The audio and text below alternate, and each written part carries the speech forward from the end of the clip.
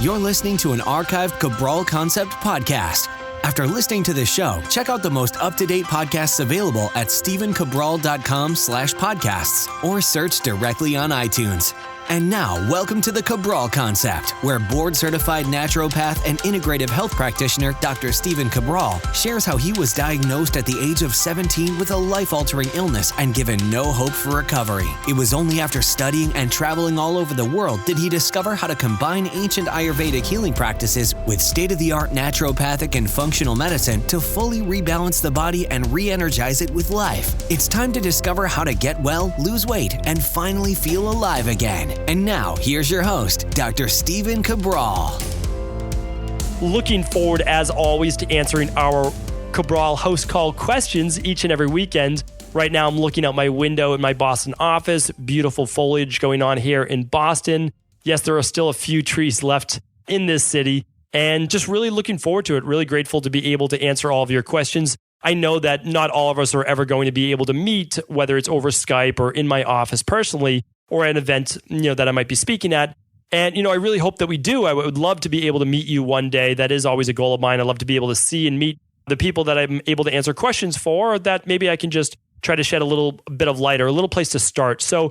But if that never happens, we can at least answer your questions, and you can always write in at stephencabral.com/askcabral. We're about 2 to 3 weeks behind in getting to all of the questions, but we do answer each and every one that comes through. And as always, I appreciate your support of the Cabral Concept. It means a lot to me. So without further ado, let's get right into our first question of the day. It is from Lisa. She's writing in. Hi, Dr. Cabral. I'm asking this question for a friend, and I will list the problem so it's easier. 5-year-old boy with autism, have done many tests, stool, organic acids test, heavy metals, and vitamin results. So the results are yeast overgrowth, high lead, arsenic, aluminum, C. diff, E. coli, but does not have overgrowth of bacteria or parasites. He does have MTHFR, CBS gene mutations. What would be the order to address his problem so that I can help his mom? Thank you so much, and I hope one day you can do a podcast on autism. Lisa, that's a great idea. I actually just made a note right now as I'm reading over your question to do a show on autism. I work with at least a dozen children right now who have autism, and we actually see remarkable results in my practice. Obviously, the younger the child, the younger you can catch it, the better they can do. There's no doubt about that. I'm not going to lie or beat around the bush, but we've actually seen amazing results. I mean, really. And again, I don't want to get people's hopes up or anything like that. And I'm going to actually tell you exactly what we do. So there's not a mystery. I'm not going to keep it a secret. And, I'm not doing anything proprietary. What we are doing is that almost 100% of the time we're seeing gut dysfunction in kids with autism. Maybe that gut wall never sealed up. Maybe there were heavy metals. Maybe there's other issues like that. And I see that, what you wrote in, there's heavy metals. There's a lot of toxicity in this child, which is very, very common with children with autism. So what do? We clean out the body. And the first thing we do is we do the Candida and bacterial overgrowth protocol for children. And that's right up on the website. So you should be able to just go there and check that out. The thing we're doing at the same time is we're doing an elimination diet. So important that no child with autism should really ever eat gluten. Definitely no cow's milk. You can make an argument a little later on if you want for raw milk, whether it's sheep or goat's based, maybe turned into a yogurt. Definitely not cow. I would go with the smaller protein molecule. Cow's milk just has a lot of antigens, higher levels of IGF-1. Can't recommend it. And I would also do a food sensitivity test for eggs. Too many people are recommending eggs right now for children with autism. And I've seen egg whites be a lot of times off the chart. And that's going to cost, from an IgG perspective, again, you have to food test from an IgG. We'll link up everything today, these food tests, all the stuff that I'm talking about at stephencabral.com/631. You'll be able to see everything right there. So I would do the elimination diet for sure. I would, be careful of corn, be careful of other things like that can be triggers. You'll be able to figure it out over time. You really will. Then I would do the smoothie for breakfast. You can use all the B12. Again, if you did the organic acid test, if the child's low in B12, B6, natural folate, you'll want to add that back in. Make sure you're doing the all-in-one shake to get all the nutrients you need, all the vitamins, all the minerals that make every child, tick, that makes them move, that makes them function well. And then, so the B12, B6 would help address some of the genetic-based issues you brought up. I would work on detox pathways. But again, we have to be careful with that, not to overburden the liver by even allowing it to do its job that much better. But yes, I would like to see some sulforaphane in there. Amazing results with sulforaphane. It comes naturally from broccoli, cauliflower, your cruciferous vegetables. You can actually take sulforaphane-based capsules. It is in the Dr. Cabral Detox, but I can't recommend the Dr. Cabral Detox for a 5-year-old. So you can do just a little bit of sulforaphane caps in the shakes. And of course, I would work with a qualified practitioner. I would look into the GAPS-based protocol. But again, even though I studied directly with the founder of GAPS, GAPS, I can't recommend it. Meaning like I believe there should be, of course I can recommend it. Let me just step back. But I just want to make sure that it's done from a bio-individual standpoint. So I do recommend working with a qualified practitioner that can help with this. Hopefully that helps get you started right there. Okay, Julie's up next. And again, some of the questions are longer, so I'm going to just give you the highlights and then you can read over the question in full in the show notes. All right. So Julie L is writing in. She's writing, "Hi, Dr. Cabral. I recently found your podcast and have enjoyed the various topics you cover. I searched on your website for information about cyclic vomiting and could not find anything. Here's the story. My 17-year-old daughter has experienced an unexplained alternating pattern of vomiting for the past 4 years. I've often thought it was tied to the flu, food poisoning, or something other than that. Her symptoms include nausea, intense stomach pain, and constant vomiting that can last up to 3 days. In the last year, migraine headaches were added to the list of symptoms and vomiting episodes became more frequent. Her MD ran a series of tests but couldn't find anything out of the normal limits, including H. pylori. They diagnosed her with cyclic vomiting and high cortisol levels is why she felt nauseated. So they put her on medication. It's helped reduce the episodes. Will she grow out of this in time? Are you familiar with this disease? From mom's perspective, I would add that she is a high competitive soccer player and sleeps about 5 to 7 hours on a good night. Comes home after school and has to take a 2-hour nap each day. Her diet is okay, but she eats a lot of goldfish and popcorn for snacks. Thank you, Julie L. Okay, so let's get one thing straight. Cyclic vomiting syndrome is not a disease and it's not anything. It's a word that means your daughter unfortunately throws up a lot. That's not a diagnosis, and it's unfortunate that we make up a name to try to appease a parent saying that, oh yeah, your child has this. They did that to my parents all the time when I would come in with something. He has chronic fatigue, immunodysfunction, and he has this and this and this.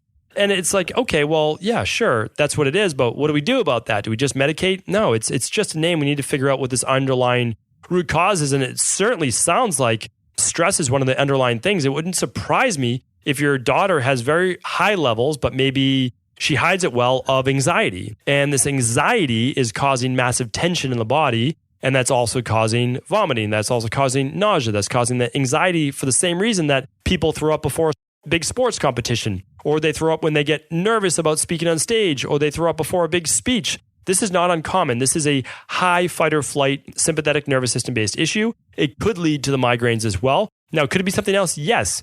Could it be, I know they checked for H. pylori, which is good. And if they did that with a stool test, then great. This could be some type of other bacteria in the stomach. It could be C. diff. It could be other things. I would run an organic acids test for that. And I would also run a hair tissue mineral analysis to look at these high levels of stress. If she already was tested as high cortisol, well, then you can use things like cortisol manager as well as magnesium to start bringing down that stress level. She could also use something such as HPA Adapt, which helps to adapt to stress. It has ashwagandha in it, maca, and a lot of other things that help to regulate what's called the HPA axis, or just hypothalamus pituitary adrenal axis, to help deal with this stress. If she came into my practice, that is the first place I would look. Okay, Nikki Rose is up next. Nikki writes in, "Hi again. A couple months ago, I had a lump under my arm. It dissipated in a couple weeks. I assume my body was just fighting off an illness. I've recently gotten 2 more, a larger lump, one bean size and the other pea size. They're painful to touch. I'm hoping it's an abscess, but I have an appointment with my doc soon to check it out. If it's an abscess, I want to figure out what is triggering the inflammation so I can correct it. Any light you can shed would be great. I'm always, as always, a huge thank you for you and your team. Your knowledge, time, and efforts in providing us this information is so much appreciated. Cheers to your health.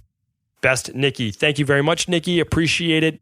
I would look at a couple things with this. Whenever you get a swollen lump or potentially lymph node, because we don't exactly know, because Nikki hasn't been diagnosed with that yet. So always great to go to your PCP for that, your MD. I mean, I think that I give sometimes conventional medicine a hard time, but this is one of those times where if you have an abnormal acute-based issue going on, you see your PCP and MD. And I mean, they're brilliant people. It's not like I have brilliant MDs and DOs listening to this right now, and that's how they practice medicine. There's room for everybody. I just think that there's so much ego involved now in medicine that we kind of like crowd people out. And Nikki, I'm not talking to you. I'm basically talking about the industry in general. I believe that every person should have an MD and every person should have an ND. I just think that it's just a great philosophy on life.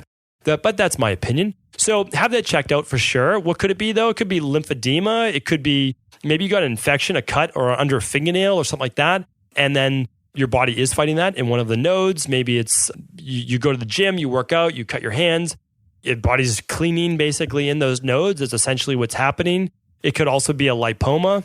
So it could be something, to do with fat as well, fat accumulation there.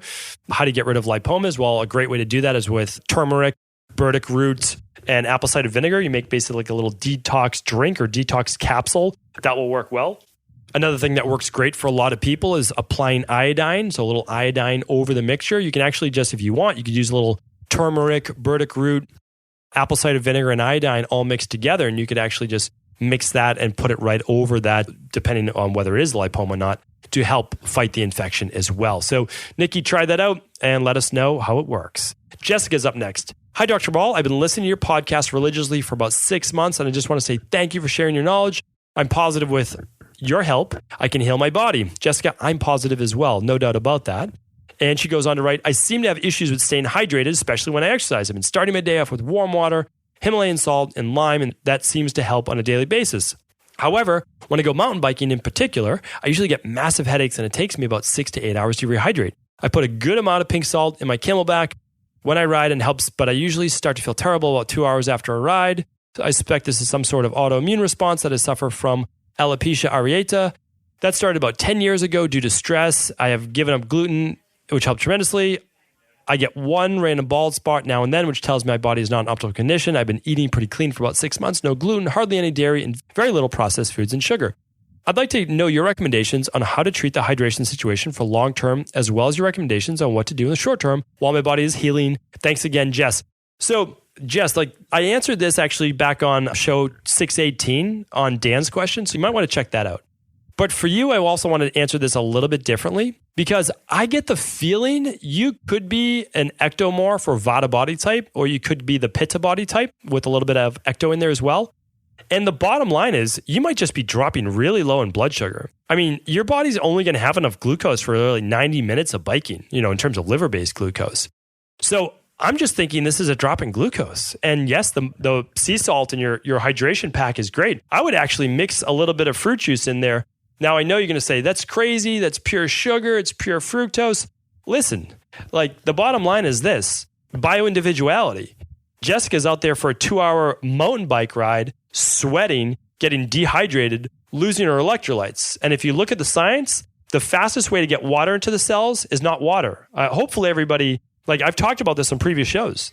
The fastest way to get water into the cells is actually salt and sugar. Those two mixed. That's what rehydrates the body faster than anything else. There's a reason why Gatorade was the originator, right? I don't recommend Gatorade. I'm not saying that, but you can make your own.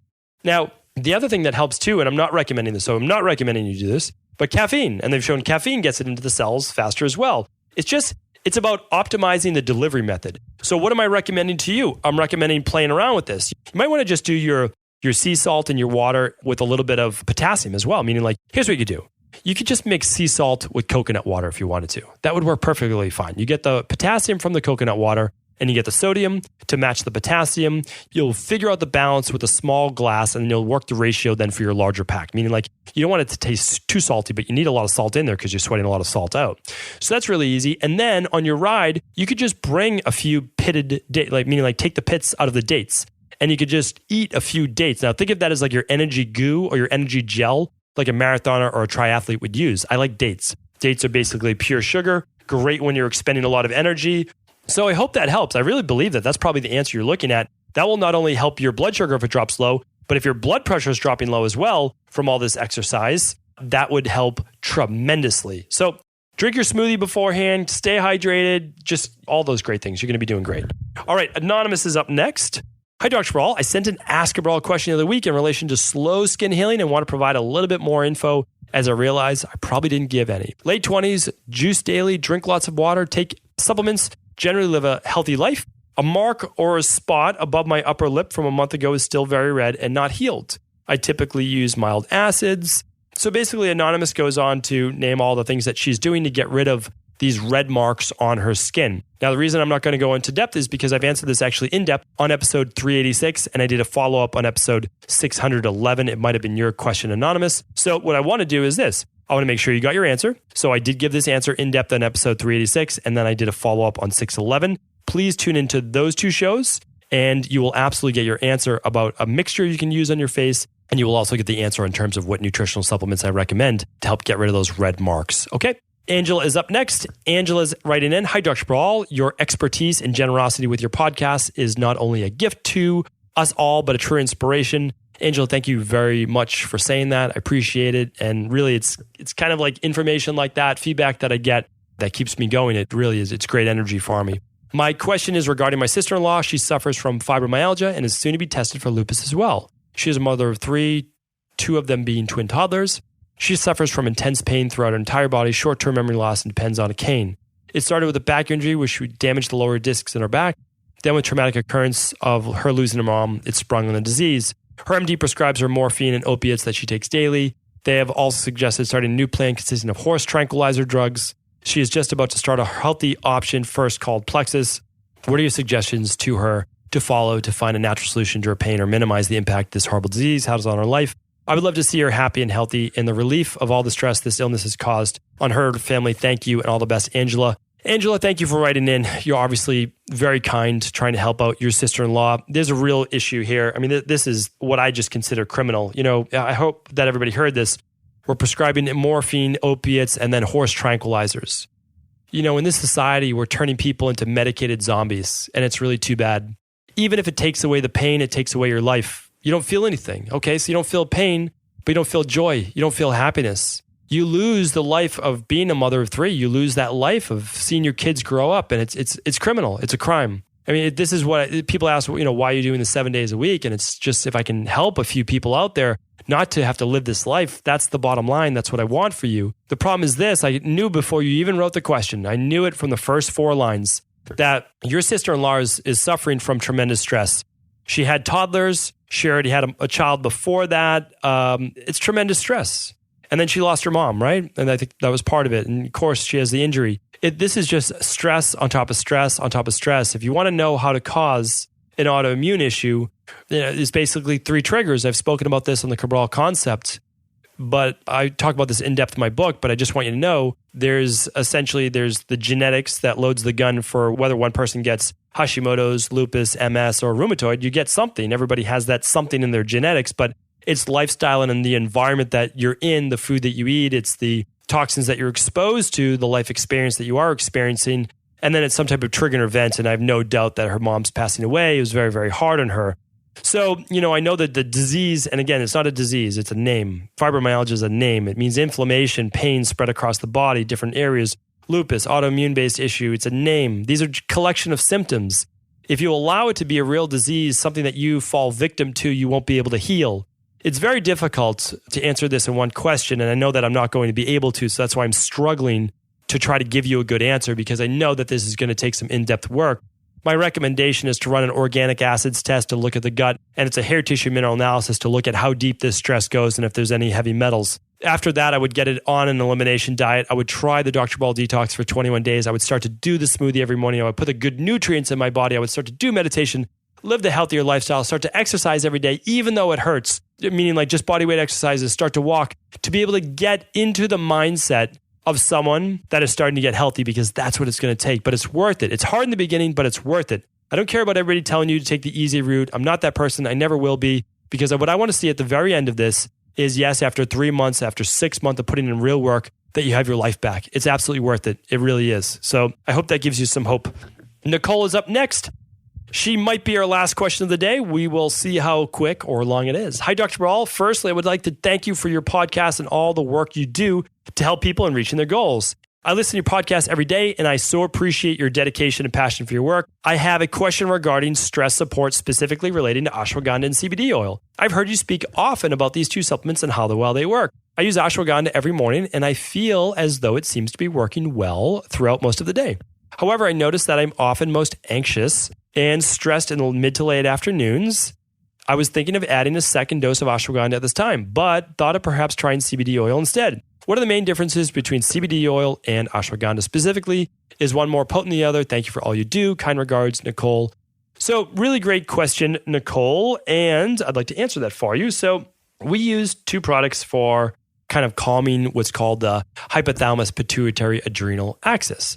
So we use HPA Adapt. Now, this might change in the future. If you're listening to this in 2018 or 2019 or 2030, because I'll be doing it then, that'd be funny if someone's listening to this in 2030 that this show still exists. It will still exist, but it'd be funny to go back to episode 631 because I don't even know what episode I'll be on at that point. But, here's the thing, like they contain rhodiola, ashwagandha. Here's how it works. So ashwagandha has been very well studied and it helps to calm the stress cycle. So essentially you perceive stress, your hypothalamus signals to your pituitary gland, which then signals to the adrenal glands, first the adrenal medulla, to start to produce something called adrenaline, and you get fired up. And then your body says, okay, the stress storm has started. Let's produce cortisol, which is produced by the adrenal cortex, to take things to the next level. They really get you in that fight or flight based response, constrict arteries, be able to go into gluconeogenesis to pull sugar. That's why people don't really understand low carb and keto. If you're stressed, your body's getting sugar no matter what. Your body will break down its own liver glycogen to make sugar in your bloodstream. Again, very misunderstood, but it's okay. That's what the Cabral concept is here for. Trying to help with these myths and kind of like, just shallow level. It's nobody's fault, but essentially when you're reading articles that are 1,000 or 2,000 words long, it doesn't give you any depth. And that's the reason why I love to read books and textbooks, is because you get depth. And podcasts, you get depth as well. If you listen to 1 hour just on the adrenals, well, that gives you depth. It's a big difference. So yeah, we use Adrenal Complete Care and we use HPA Adapt. We like those. We use them at breakfast and dinner, 2 cups breakfast, 2 cups dinner. We'll use magnesium throughout the day to help with anxiety. And yes, we'll use CBD oil as well. Now, there's other things we use, but like we're just talking about that. So if you haven't run a cortisol test yet, I would do that. It's a saliva test. We'll link it up in the show notes. Just go to stevencabral.com/631. It will say adrenal and hormone test. If you have high cortisol mid-afternoon, then I recommend a product called Cortisol Manager, which contains ashwagandha and phosphatidylserine. Again, I recommend testing. Never guess, always test if possible. And that means if finances allow, then test. You just stop guessing. Like, you know exactly what to do. And you'll get my recommendations because I read it, and you'll get a coaching call with one of my amazing health coaches. So CBD oil is a little different. It works with what's called cannabinoids and actually CB receptors in the brain. So I've gone in depth about this. If you want to go to stevencabral.com/store and just click on the supplements tab and then click on CBD oil. Why don't we link that up in the show notes? That's probably easier, CBD oil. I did 3 podcasts on this. I tell you exactly how CBD oil works. I take away the mystery, and then that allows you then to not feel like you're taking, that you're smoking marijuana or eating edibles or anything like that, because there's no THC. So what you get is the non-psychoactive effects, but you get all the benefits of calming the anxiety. There's very few products besides like a magnesium citrate, a melatonin, things like that work as well as CBD oil for calming anxiety and helping someone get to bed. Now, you can use CBD oil during the day as well. Maybe you don't use a large of a dosage, but that's also person dependent. I like to use 1 dropper full. A lot of other people use a half a dropper. Some people use 2 full droppers. It depends on the person.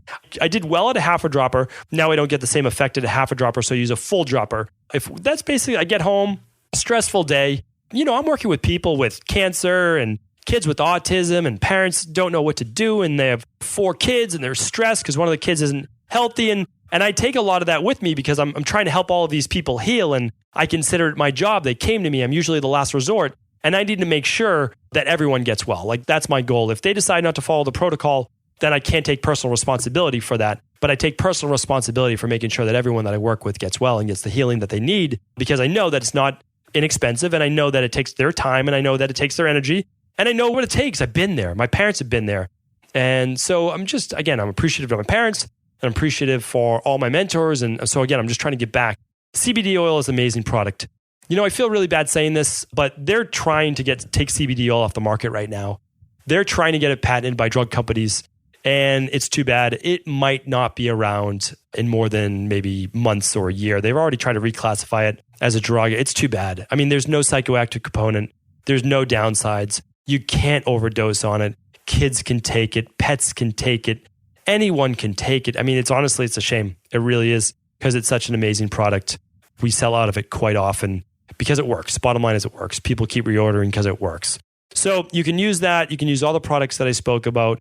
Try them out. And if possible, I would run that adrenal and hormone test. Sorry to end on that type of note. I love these podcasts, love these questions that come in. I never know where things are going to go. Sometimes they're somber, sometimes they're exciting, sometimes it's all over the map. But either way, the show always goes on. And we'll go on tomorrow where I'm answering more of our community's questions that have come in throughout the week, or actually past couple weeks. So please do tune into that. Once again, I thank you for your support. I thank you for your iTunes reviews. If you haven't left an iTunes review, I'd be so appreciative if you could please leave one for me today. Thank you. Take care. Before you go, I wanted to ask you this question. What if I could teach you in just a couple of hours how to transform your thyroid, hormones, adrenal, cholesterol, blood pressure, blood sugar, weight loss, energy, mood, brain, pregnancy, anti-aging, or many other health-related issues?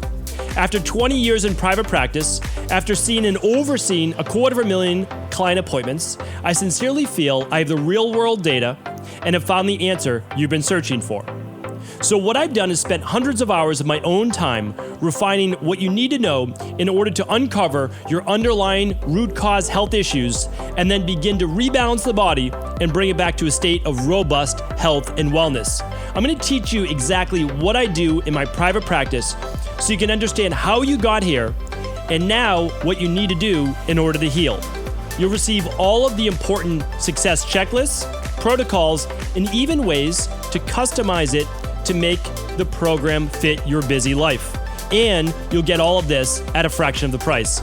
Let me save you the time, money, energy, stress, and frustration of not knowing what to do next.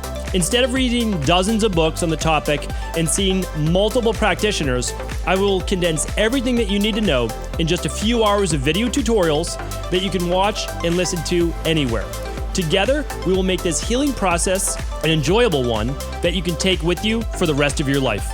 I wish you all of the best of health and happiness, and I hope to be able to guide you on your healing journey through my Health Results Accelerators.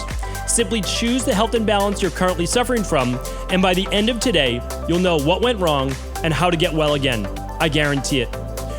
For details, head over now to stephencabral.com/courses.